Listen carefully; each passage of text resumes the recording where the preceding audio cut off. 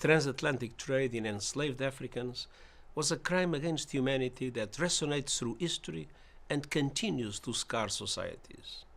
Today, we remember the women, children, and men torn from their loved ones, forced to work in agonizing conditions, cruelly punished, and deprived of their dignity and human rights. And we recall their acts of resistance and demands for justice. For more than 4 centuries, millions of Africans were kidnapped, trafficked, abused, and dehumanized. This horrific enterprise rested on the destructive lie of white supremacy. And it saw many colonizers, corporations, and institutions amass unimaginable wealth.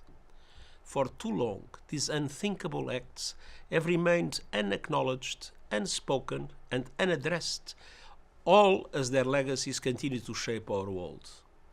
Many still benefit from the odious profits reaped from chattel slavery. Systemic racism has embedded into institutions, cultures, and legal and other systems.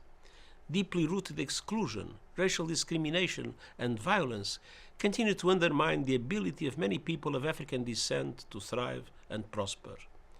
As the theme of this year's International Day reminds us, acknowledging the horrors of the transatlantic slave trade is an essential step towards addressing the past, repairing the present, and building a future of dignity and justice for all.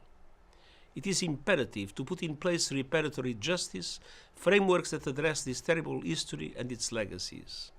And we must end the evil of racism for good. The human dignity of every person stands at the heart of the United Nations.